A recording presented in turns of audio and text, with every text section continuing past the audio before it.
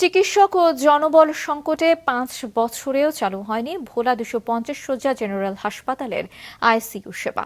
জরুরি চিকিৎসা সেবা বঞ্চিত হচ্ছেন রোগীরা, নষ্ট হচ্ছে কোটি টাকার যন্ত্রপাতি। ভোলা জেলা রিপোর্টার হামিদুর রহমান হাসিবের পাঠানো তথ্য এবং ছবিতে ডেস্ক রিপোর্ট। দ্বীপ জেলা ভোলার প্রায় ২০ লাখ মানুষের চিকিৎসা সেবার একমাত্র জায়গা ২৫০ শয্যা বিশিষ্ট জেনারেল হাসপাতাল।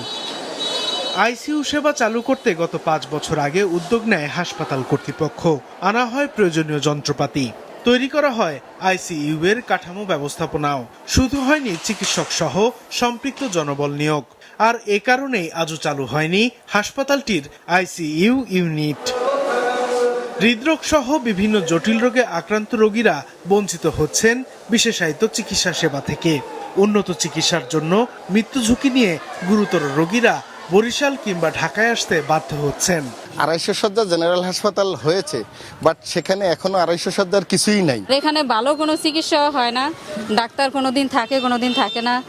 আর এখানে মেশিন, আলতার মেশিন, বিভিন্ন মেশিনই আছে, কিন্তু কোনো পরীক্ষা নিরীক্ষা এখানে হয় না। হার্টের সমস্যা হইলে যেই রোগীরা যে চিকিৎসা পাবে সেটি পাচ্ছে না, তাদেরকে বরিশালে ঢাকায় রেফার করে।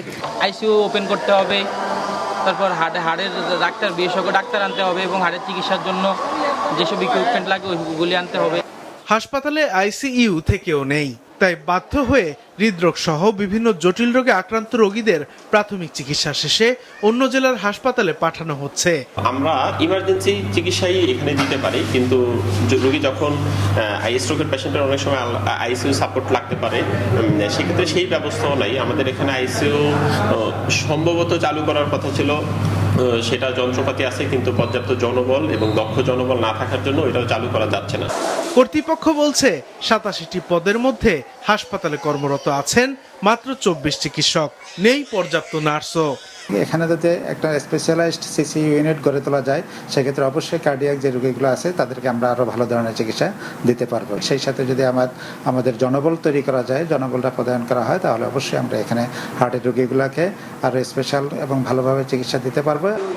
সুবিধা থাকার পরও স্রেফ দক্ষ জনবল সংকটে সুচিকিৎসা থেকে বঞ্চিত হচ্ছেন ভোলার বাসিন্দারা। এ সংকট সমাধানে দ্রুত ব্যবস্থা নেওয়ার দাবি ভোলাবাসীর। মাছরাঙা নিউজ ডেস্ক।